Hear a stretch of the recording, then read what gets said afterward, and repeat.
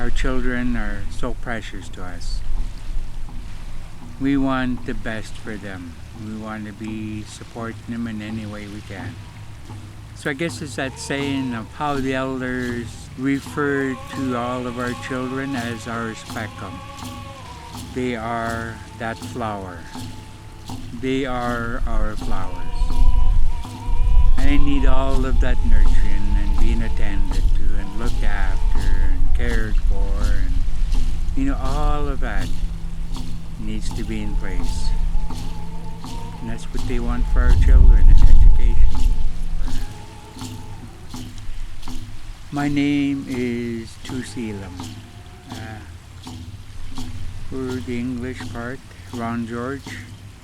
Cowichan is my home.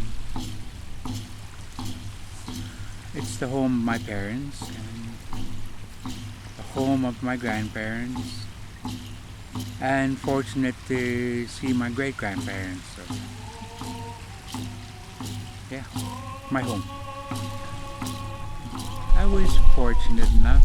Job came up in education, and so I applied for it and I got it, and I've been with it ever since. So this is 1980. So I got to work with our children in the schools. Got to see the heart of education, the teachers, and the very core of our students. Our First Nations in education and the school district, that was the start of it. And create a partnership. Let's have a partnership. With all due respect, I say their names. Really the pioneers. Bertha Antoine, Nora George, Kay George, Ruby Peter, Molly Peter. They were the first cultural teachers. And the whole priority for them was the sake of the children. To be there in support for the children. And so that really began the inclusion of First Nations into the education system. We have chief and the superintendent, can come together and what's happening in the school and saying we need to do something about that. That's powerful within itself. I am Rosanna Jackson. I'm the Indigenous Curriculum Coordinator for our school district, in School District 79. Truth and Reconciliation is alive in the new curriculum. The new curriculum in BC was based and designed off Indigenous principles. The First Peoples principles of learning, you can feel them and see them in every part of the curriculum. And so it's changed the way in which teachers work with and interact with learning, and it's changed the way in which we see Indigenous learning. Truth and Reconciliation is everyone's work, and the new curriculum is so enriched and so embedded with Indigenous pedagogy and with the need to know Indigenous content that now teachers are coming to us and they're saying, how can we be more a part of this work, and what do we need to do to make this work real, and how do we enter this conversation?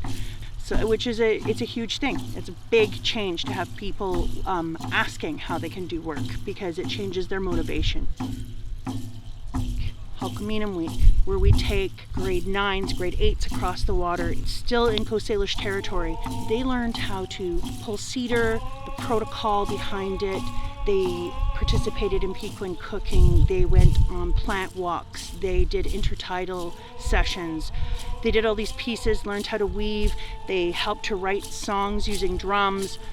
They were immersed in what was a village, and they were asked to start considering, what would this village look like? What would it look like here? What resources are available, etc.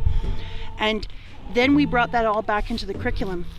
What does this look like in social studies? What does this look like in English? And how can we help to further facilitate teachers using these events outside of this day?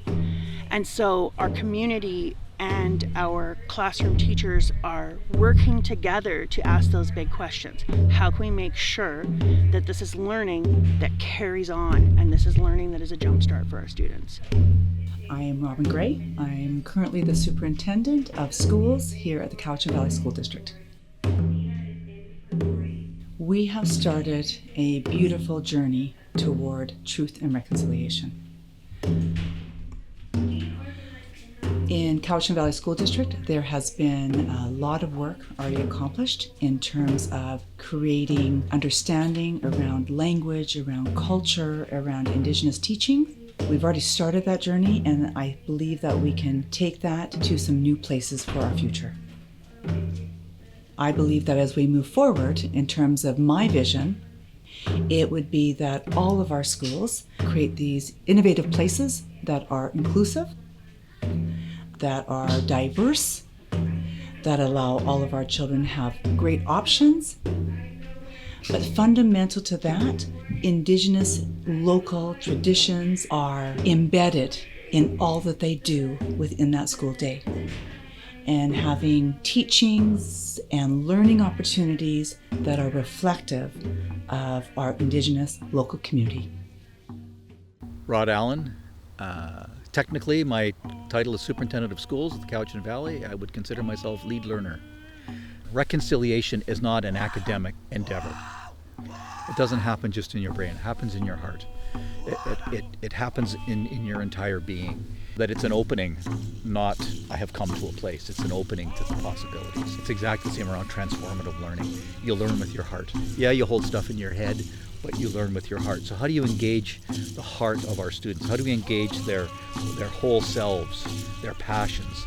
That kind of a process is not dissimilar from, I think, the reconciliation process of opening your heart, being open to new and different ideas, questioning your beliefs, questioning the things that you believe to be true, and being able to continually questioning, especially in terms of reconciliation, continually questioning the assumptions you make that you don't even know you've made.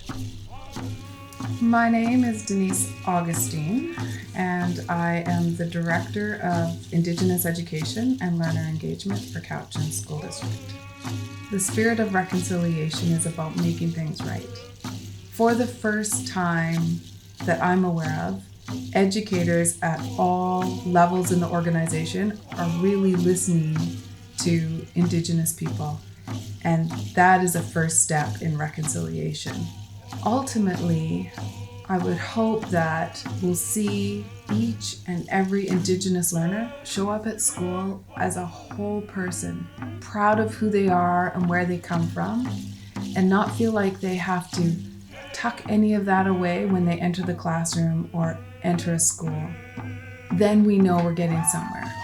Ultimately, I hope that we'll see all people benefit from the ancient wisdom that is carried in Indigenous languages and culture. Now more than ever, our planet needs that wisdom. The other thing that's really neat is how much of it is coming from students.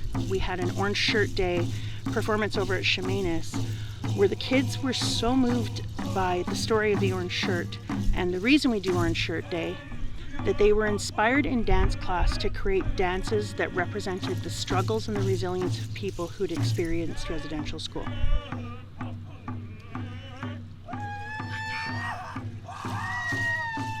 How do we use these things that are there and go next step? So one of them is Science and Culture Camp with Clam Gardens. And at Clam Garden, it's one of those events that you look forward to and circle on your calendar 100 times because it's all these amazing knowledge keepers, universities, Parks Canada, and all these elders and all these Coast Salish people coming together to bring rich knowledge to kids. They go to the Clam Garden wall and they get to see how Coast Salish people were using the clam gardens in order to have the resources that they needed to eat, in order to make sure that the rock wall itself would be an area where other animals would be drawn to, that the shore would change its shape and there would be a larger area for clams to be in. It's about culture that's very much alive. It's about richness, it's about deep science, it's about an interconnectedness between people and the spaces that they live. And students are finding out that all of these places that we just saw as being cultural, and I say just in the way that they saw it as it was a just thing, now they're understanding what culture really can mean. That when you're deeply interacting with your culture, that culture also looks like environmental stewardship. And it looks like thinking a long time into the future about what will come next and preparing people for the future and seeing yourself as a person who's caring for their space and place, and about respecting those who came before you and all the work they did so that you could have the life you had. And so we're seeing this brought out in places like clam gardens. I am so excited about what the future means. I'm so excited about what it means for every student to have pride of person. What will our community look like? The grass is far greener in the future. Our kids have it. Our educators, they're pointing the right direction. So be optimistic, be bold. Think about the equity that's coming into our system as a transformative opportunity as opposed to a conservatizing opportunity. We could look at equity as let's make everybody the same, which leads to the lowest common denominator, or let's make sure everyone has amazing life chances and has an opportunity to live their dreams and beliefs and move forward.